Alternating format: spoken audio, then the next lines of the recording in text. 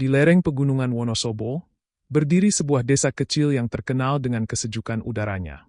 Sawah-sawah hijau membentang luas, petani membungkuk menanam padi dengan caping di kepala, sementara anak-anak berlarian riang di jalan tanah yang berliku. Desa itu dikenal tenang, jauh dari hiruk-pikuk kota. Kehidupan warga sederhana, namun penuh dengan kebersamaan.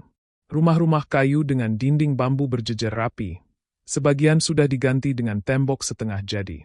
Aroma kayu bakar dari dapur tradisional selalu tercium setiap pagi, bercampur dengan kabut tipis yang turun dari pegunungan. Suara adzan dari surau kecil di tengah desa menjadi tanda waktu yang selalu dinanti. Dari luar, desa ini terlihat begitu damai, seakan tak ada hal buruk yang bisa menyentuhnya. Namun, di balik ketenangan itu, mulai muncul kegelisahan kecil. Beberapa keluarga mengeluh bahwa anak gadis mereka ingin merantau ke kota. Katanya ada pekerjaan bagus di Jakarta, gajinya besar, begitu cerita seorang ibu kepada tetangganya. Awalnya warga menganggap hal itu biasa. Merantau memang sering dilakukan oleh pemuda desa yang ingin memperbaiki nasib. Di salah satu rumah, seorang gadis belia bernama Sari duduk di beranda. Usianya baru 17 tahun, wajahnya polos, mengenakan kebaya sederhana berwarna biru pudar. Tangannya sibuk merapikan rambut panjangnya yang hitam legam. Sari adalah anak pertama dari 3 bersaudara. Ayahnya seorang buruh tani, ibunya menjual sayur di pasar. Ekonomi keluarga mereka pas-pasan, bahkan seringkali harus berutang beras kepada tetangga. Suatu sore, datanglah seorang pria asing ke rumah mereka. Ia berpakaian rapi, berbicara dengan ramah, dan memperkenalkan diri sebagai orang yang bisa membantu mencari pekerjaan di luar kota. Anak ibu cantik sekali, kalau mau, bisa saya carikan kerja di Jakarta. Jadi pramuniaga toko. Gajinya besar, bisa kirim uang tiap bulan, katanya dengan senyum meyakinkan. Ibu Sari menatap anaknya dengan ragu. Sementara Sari sendiri terlihat tertarik. Bayangan bisa membantu keluarga membuat hatinya bergejolak. Apa benar bisa begitu, Pak? Tanyanya polos. Pria itu mengangguk mantap, seolah-olah tidak ada yang perlu dicemaskan. Hari demi hari, kabar serupa terdengar dari rumah-rumah lain. Tidak hanya Sari, tapi beberapa gadis desa lain juga ditawari pekerjaan dengan iming-iming gaji besar. Awalnya, warga merasa itu adalah kesempatan emas. Namun, perlahan-lahan bisik-bisik muncul. Kenapa mereka dibawa pergi tapi tidak pernah pulang?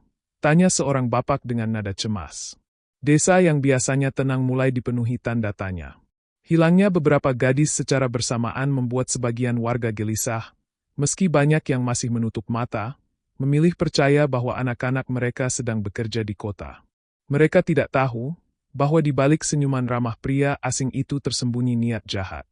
Sebuah niat yang akan menyeret puluhan gadis desa ke dalam jeratan mengerikan, jauh dari rumah, jauh dari keluarga, dan jauh dari kehidupan yang mereka kenal.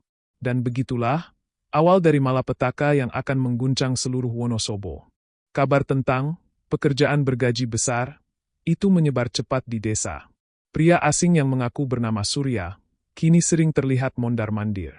Dengan pakaian rapi, kemeja putih disetrika licin, sepatu mengkilap, penampilannya kontras dengan warga desa yang sederhana. Gaya bicaranya meyakinkan, penuh janji-janji manis yang sulit ditolak. Kerja di toko besar, gajinya bisa 2 juta sebulan. Kalau rajin, bisa lebih, katanya kepada beberapa gadis yang berkumpul di warung kopi desa. Wajah-wajah muda itu tampak berbinar, membayangkan kehidupan baru yang lebih baik. Bagi mereka, 2 juta adalah jumlah yang luar biasa. Sari, gadis 17 tahun yang sudah lebih dulu ditawari, kini semakin yakin. Ia bercerita pada sahabatnya, Rina, sambil menjemur pakaian di belakang rumah. Bayangkan, Rin, kalau aku bisa kirim uang tiap bulan, Bapak tidak perlu kerja berat lagi.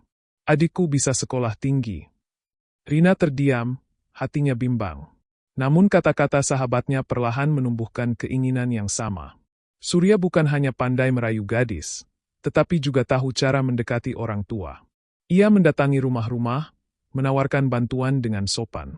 Kasihan anak Bapak, kalau tetap di sini hidupnya susah. Saya bisa bantu, nanti anak Bapak bisa hidup layak. Kalimat itu menembus hati banyak orang tua yang terbebani ekonomi. Dalam waktu singkat, beberapa gadis desa mulai bersiap. Mereka ditawari diberangkatkan ke kota, dijanjikan transportasi gratis, bahkan uang saku sebelum berangkat. Orang tua yang awalnya ragu mulai luluh. "Cobalah, nak. Kalau rezeki, bisa bantu keluarga," kata seorang ibu sambil mengelus kepala anaknya. Namun, tidak semua warga percaya. Pak Haji Karim, imam surau desa, mulai curiga. "Jangan mudah percaya janji manis orang luar. Kita harus hati-hati," ucapnya di hadapan warga saat pengajian malam. Tapi sayangnya, sebagian besar lebih memilih mendengarkan iming-iming ketimbang peringatan. Semakin hari, Surya membawa kabar yang lebih menggiurkan. Bukan hanya di Jakarta, ada juga peluang ke luar negeri. Jadi pekerja restoran di Malaysia, gajinya 3 kali lipat. Warga terperangah mendengarnya. Bagi desa kecil yang jarang sekali mendengar kabar luar negeri, itu terdengar seperti mimpi indah. Satu demi satu, nama-nama gadis yang akan diberangkatkan mulai bertambah. Mereka diminta menyiapkan pakaian secukupnya, kartu identitas, dan menandatangani beberapa kertas yang mereka tidak mengerti isinya. Surya hanya berkata, "Ini syarat administrasi saja." Tak ada yang berani membaca dengan teliti. Suasana desa berubah. Malam-malam penuh bisik-bisik, siang hari dipenuhi harapan. Ada yang menangis haru karena anaknya akan berangkat, ada pula yang iri karena anak mereka tidak ditawari. Padahal, tanpa mereka sadari, jalan yang terbuka itu bukanlah pintu rejeki, melainkan lorong gelap menuju jeratan perdagangan manusia. Hari keberangkatan pertama tiba. Subuh yang biasanya dipenuhi suara ayam berkokok dan derap langkah warga menuju sawah, kini terasa berbeda. Di jalan desa, sebuah mobil minibus hitam terparkir. Surya berdiri di sampingnya, mengenakan jaket kulit, senyum lebar terpasang di wajahnya. Sari, Rina, dan 3 gadis lain berdiri dengan koper sederhana. Wajah mereka bercampur antara tegang dan gembira. Orang tua mereka mengantar dengan harapan besar, beberapa meneteskan air mata. "Jangan lupa kirim kabar, nak. Jangan lupa sholat," kata seorang ibu sambil memeluk anaknya erat. Sari hanya mengangguk, menahan tangis, lalu masuk ke dalam mobil. Mobil itu melaju pelan meninggalkan desa. Warga yang melihat hanya bisa berbisik. Beruntung sekali anak-anak itu akan bekerja di kota. Tak ada yang tahu bahwa keberuntungan itu hanyalah tipuan. Hari demi hari berlalu. Seminggu, 2 minggu, bahkan sebulan, tak ada kabar dari Sari maupun gadis-gadis lain. Awalnya keluarga mencoba menenangkan diri, mengira anak mereka sibuk menata hidup. Namun, rasa rindu berubah menjadi gelisah. Telepon yang diberikan Surya tak pernah bisa dihubungi. Pesan tak pernah dibalas. Rina yang ikut berangkat tak juga kembali. Ibunya menangis tiap malam, duduk di beranda menatap jalan desa, berharap putrinya pulang. "Kemana anakku?" Katanya kerja di toko. "Kenapa tak ada kabar?" ratapnya. Bukan hanya satu keluarga. Dalam 2 bulan, belasan gadis menghilang tanpa jejak. Warga desa mulai berbisik-bisik di warung kopi. Apa mereka benar-benar bekerja di kota? Atau ada sesuatu yang lebih buruk? Suasana desa yang dulu damai berubah mencekam. Pak Haji Karim, imam surau, kembali memperingatkan. "Saya sudah curiga sejak awal. Ini bukan jalan rejeki. Ada yang tidak beres," katanya dengan wajah tegas. Namun, sebagian warga masih ragu, memilih berpikir positif agar tidak diliputi ketakutan. Namun, semuanya berubah ketika seorang gadis kembali dalam keadaan mengenaskan.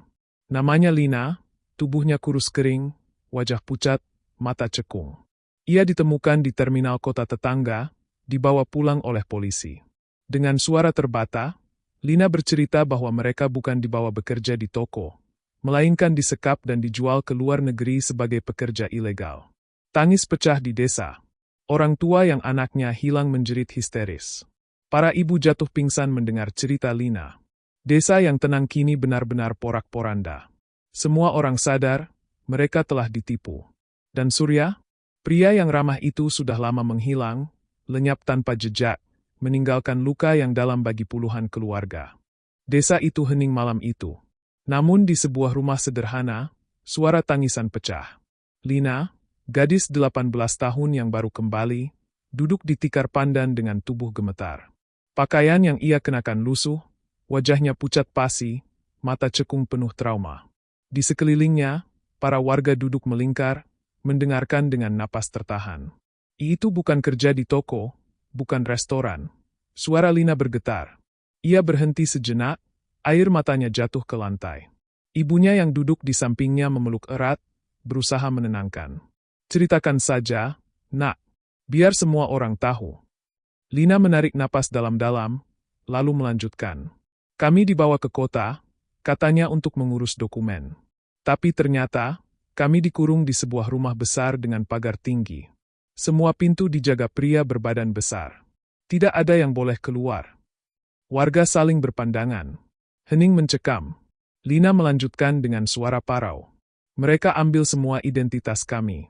Kami dipaksa tanda tangan kertas yang kami tidak mengerti. Setelah itu, satu persatu teman-teman dibawa. Katanya ke luar negeri. Ada yang menangis, ada yang pingsan. Saya sendiri hampir ikut dibawa, tapi saya sakit parah. Tubuh saya panas tinggi. Mereka buang saya ke terminal, seperti barang rusak. Suara tangis pecah di ruangan itu. Seorang ibu menjerit histeris. Ya Allah, anak saya, Sari, di mana sekarang? Warga lain ikut menangis, mengingat putri mereka yang belum kembali. Pak Haji Karim yang sejak awal duduk di sudut ruangan mengusap wajahnya dengan penuh duka. Astagfirullah, ini bukan sekadar penipuan. Ini perdagangan manusia. Dosa besar. Kita harus lapor polisi secepatnya. Namun, Lina belum selesai. Suaranya semakin lirih, membuat bulu kuduk meremang. Mereka bilang, gadis-gadis desa Lugu lebih mudah dijual. Katanya orang desa tidak akan mencari sampai jauh. Itu yang mereka manfaatkan. Semua terdiam, wajah mereka pucat. Kata-kata itu seperti tamparan keras. Betapa desa mereka yang sederhana dan damai kini menjadi ladang empuk bagi jaringan kejam. Malam itu berubah menjadi malam paling kelam bagi desa. Doa-doa dipanjatkan di surau, tangis para ibu menggema, dan tekad mulai tumbuh di hati warga. Mereka tidak boleh tinggal diam. Mereka harus mencari keadilan, meski nyawa taruhannya. Keesokan harinya, suasana desa benar-benar berubah. Tak ada lagi canda tawa anak-anak di jalanan, tak ada lagi keriuhan pasar pagi. Yang terdengar hanyalah bisik-bisik penuh kecemasan. Wajah para ibu sembab karena tangis, para ayah berjalan mondar-mandir gelisah. Pak Haji Karim mengambil langkah tegas. Ia mengumpulkan warga di surau kecil. Dengan suara lantang, ia berkata, kita tidak boleh diam. Ini bukan hanya tentang anak-anak kita yang hilang, tapi tentang harga diri desa kita. Kita harus melapor ke aparat. Warga mengangguk. Sebagian masih ragu, tapi bayangan wajah anak-anak mereka yang hilang membuat tekad semakin kuat. Hari itu juga, beberapa tokoh desa berangkat ke kantor polisi kabupaten. Lina ikut dibawa, meski tubuhnya masih lemah, untuk memberikan kesaksian. Di kantor polisi, suasana berubah tegang. Kapolres mendengarkan cerita Lina dengan seksama, wajahnya serius. Kalau benar ini jaringan perdagangan manusia, berarti mereka bukan pemain kecil. Ini sindikat besar, ucapnya dengan nada berat. Ia lalu mengerahkan tim khusus untuk melakukan penyelidikan. Kabar bahwa polisi turun tangan membuat warga desa sedikit lega. Namun, ketakutan tetap menyelimuti. Ada desas-desus bahwa sindikat itu punya orang dalam, bahkan bisa melacak siapa saja yang berani melapor. Beberapa warga takut akan ada balas dendam. Malamnya, di desa, beberapa pria berjaga-jaga dengan obor dan parang di tangan. Mereka takut jika orang-orang suruhan sindikat datang mencari Lina atau mengintimidasi keluarga korban. Suasana desa yang dulu damai kini seperti medan perang. Sementara itu, di kota, polisi mulai menelusuri jejak Surya. Identitasnya ternyata palsu. Nomor telepon yang ia tinggalkan tidak bisa dilacak, alamat yang ia berikan kosong. Namun, dari keterangan Lina, polisi mendapat petunjuk tentang sebuah rumah besar berpagar tinggi tempat mereka disekap. Tim bergerak. Malam itu juga, beberapa mobil polisi tanpa tanda masuk ke sebuah kompleks pinggiran kota. Rumah besar itu tampak sunyi, tapi aura mencurigakan jelas terasa. Dengan senjata terhunus, mereka mendobrak pintu dan menyisir setiap ruangan. Yang mereka temukan membuat darah berdesir. Puluhan kasur tipis berjejer di lantai, tumpukan pakaian perempuan, dan beberapa paspor yang tercecer. Namun, Para gadis sudah tidak ada. Hanya tersisa jejak bahwa mereka baru saja dipindahkan. Desa yang dulu damai kini resmi menjadi saksi kasus kriminal besar. Warga menunggu dengan harap cemas. Semua mata tertuju pada aparat, berharap keadilan benar-benar ditegakkan, dan anak-anak mereka bisa ditemukan. Namun, semua sadar, ini baru permulaan dari perjuangan panjang melawan sindikat kejam yang bersembunyi di balik janji manis. Penyelidikan polisi tidak berhenti setelah penggerebekan rumah besar berpagar tinggi itu. Justru dari situlah benang merah mulai terurai. Dari paspor-paspor yang tercecer, diketahui bahwa sebagian besar nama yang tertera adalah gadis desa yang dilaporkan hilang. Tidak hanya dari Wonosobo, tetapi juga dari daerah lain di Jawa Tengah. Kapolres menghela napas berat. Ini bukan kasus lokal. Ini jaringan lintas provinsi, bahkan bisa lintas negara. Kata-kata itu membuat bulu kuduk meremang para penyidik yang mendengarnya. Polisi mulai menelusuri jejak keuangan yang ditemukan di sebuah laptop milik Surya. Dari situ terungkap transaksi mencurigakan dalam jumlah besar, dengan aliran dana ke rekening luar negeri. Nama-nama asing muncul dalam daftar, mengindikasikan bahwa sindikat ini bekerja sama dengan jaringan internasional. Sementara itu, di desa, warga semakin gelisah. Setiap hari mereka berkumpul di surau, membaca doa bersama, memohon keselamatan anak-anak mereka yang hilang. Suasana hening berubah menjadi tangis histeris setiap kali nama putri mereka disebut. Lina, satu-satunya korban yang selamat, kembali dipanggil untuk memberikan keterangan lebih rinci. Dengan suara pelan, ia menceritakan bagaimana setiap minggu ada mobil box besar datang menjemput beberapa gadis. Mereka bilang dibawa ke bandara. Saya dengar mereka bicara. Malaysia, Singapura, bahkan ada yang ke Timur Tengah, ucapnya lirih. Polisi semakin yakin bahwa sindikat ini bergerak cepat, berpindah-pindah lokasi agar sulit dilacak. Informasi itu membuat mereka bekerja siang malam. Intel diterjunkan, posko dibuka, dan jaringan komunikasi antar kepolisian provinsi mulai diaktifkan. Beberapa minggu kemudian, kabar besar datang. Polisi berhasil menangkap salah satu tangan kanan Surya di sebuah hotel di Semarang. Pria itu membawa dokumen palsu, foto-foto para gadis, dan daftar nama calon korban berikutnya. Dari mulutnya, terungkap bahwa Surya hanyalah perantara. Otak sebenarnya ada di luar negeri, dan mereka menjual gadis-gadis itu sebagai pekerja ilegal. Berita itu menyebar cepat, membuat desa Wonosobo kembali geger. Orang tua korban semakin cemas. Kalau benar anak-anak kami sudah dibawa ke luar negeri, bagaimana nasib mereka sekarang? Ratap seorang ibu sambil meremas jilbabnya. Kapolres memberi janji tegas di hadapan media. Kami tidak akan berhenti sampai semua korban ditemukan. Ini kasus besar, dan negara akan turun tangan. Meski janji itu terdengar meyakinkan, warga tahu perjuangan masih panjang. Gadis-gadis mereka mungkin berada jauh di negeri asing, terpisah ribuan kilometer dari rumah. Dan waktu terus berjalan. Setiap hari yang berlalu bisa berarti penderitaan baru bagi mereka. Kasus yang awalnya dianggap hanya masalah desa kecil di Wonosobo kini menjalar menjadi isu nasional. Media mulai menyorot tajam, headline koran dan televisi menulis besar-besaran. Puluhan gadis desa diduga jadi korban perdagangan manusia. Wajah-wajah keluarga korban yang menangis menghiasi layar kaca, membuat hati masyarakat teriris. Pemerintah pusat ikut turun tangan. Kementerian terkait berkoordinasi dengan Interpol, sebab jejak sindikat ini sudah jelas melebar ke luar negeri. Polisi Indonesia mulai bekerja sama dengan aparat Malaysia, Singapura, dan Timur Tengah. Nama Surya kini resmi masuk dalam daftar pencarian orang internasional.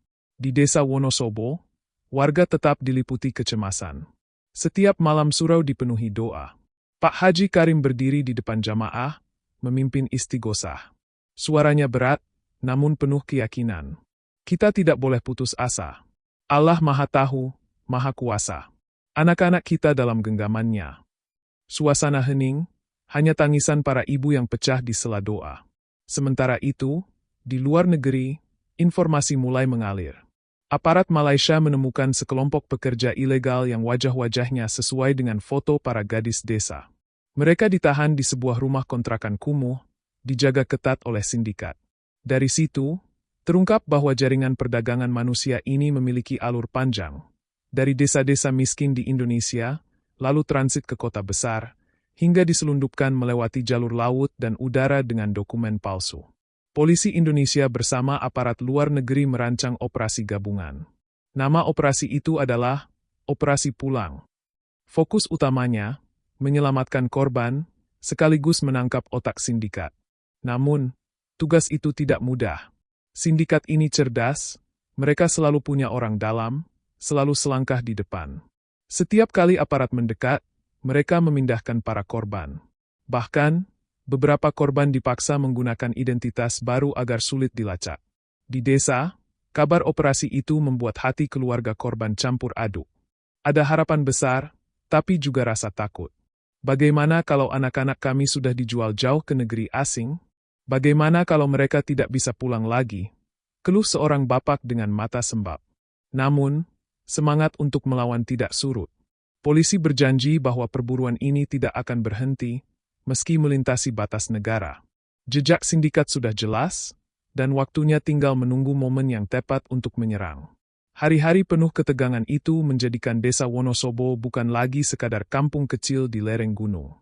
Kini, namanya tercatat dalam peta perlawanan melawan salah satu sindikat perdagangan manusia terbesar di Asia Tenggara. Hari itu datang dengan kabar besar. Pagi yang biasanya muram di desa Wonosobo berubah menjadi tegang penuh harap. Dari radio dan televisi, berita tersebar. Interpol bersama Kepolisian Indonesia dan Malaysia berhasil menggerebek markas sindikat perdagangan manusia. Puluhan korban berhasil diselamatkan, sebagian besar adalah gadis-gadis desa dari Jawa Tengah. Warga desa berkumpul di balai desa, menatap layar televisi kecil yang menayangkan siaran berita. Gambar-gambar memperlihatkan wajah-wajah pucat gadis belia dengan tubuh kurus, mata kosong penuh trauma, digiring keluar dari sebuah rumah kontrakan kumuh di pinggiran Kuala Lumpur. Tangisan langsung pecah di balai desa, sebagian warga roboh menangis histeris, sebagian lain bersujud syukur. Namun tidak semua kabar membawa kelegaan. Dari puluhan korban, hanya sebagian yang bisa dipastikan berasal dari Wonosobo. Beberapa masih hilang, entah dipindahkan atau sudah dijual lebih jauh. Hati para orang tua tetap diliputi cemas, antara harapan dan duka. Di hari pemulangan, suasana bandara internasional penuh haru. Gadis-gadis yang selamat turun dari pesawat dengan langkah gontai. Sebagian dipapah, sebagian memeluk erat kain lusuh yang mereka bawa. Saat mereka keluar, tangis para orang tua pecah serentak. Seorang ibu berlari, meraih putrinya yang kurus kering, lalu jatuh berlutut di lantai bandara sambil menangis keras. Sari, gadis yang pertama kali berangkat, termasuk salah satu yang pulang. Wajahnya pucat, tubuhnya ringkih, namun matanya masih menyisakan cahaya kehidupan. Ia memeluk ibunya erat-erat. "Maafkan aku, Bu," suaranya lirih. Sang ibu hanya menangis, memeluk anaknya tanpa henti, seakan tak mau melepaskannya lagi. Sementara itu, polisi mengumumkan bahwa Surya, otak lapangan sindikat, berhasil ditangkap. Ia digiring dengan tangan diborgol, wajahnya tertunduk, dikerubungi kamera media. Masyarakat menyaksikan dengan lega, meski luka yang ia tinggalkan takkan pernah hilang. Di desa, malam itu surau penuh sesak. Warga menggelar syukuran, doa bersama dipanjatkan, tangis haru bercampur dengan lantunan ayat suci. Meski sebagian gadis belum ditemukan, setidaknya sebagian sudah kembali, meski dengan tubuh penuh luka dan jiwa yang harus dipulihkan. Desa Wonosobo tidak pernah sama lagi. Di jalan-jalan, anak-anak kini selalu dijaga ketat. Orang tua lebih waspada terhadap janji-janji manis orang asing. Kisah ini menjadi pelajaran besar, bahwa kemiskinan dan kepolosan bisa menjadi celah bagi kejahatan yang tak terbayangkan. Namun ada satu hal yang pasti, meski luka masih terbuka, keberanian warga melawan, doa para ibu, dan kerja keras aparat telah menyelamatkan nyawa banyak anak bangsa. Dan di tengah derita itu, lahir kesadaran baru bahwa melindungi generasi muda adalah tanggung jawab bersama. Malam itu, suara adzan Isya berkumandang. Suara itu menggema di antara sawah dan pegunungan, menandai akhir dari tragedi panjang.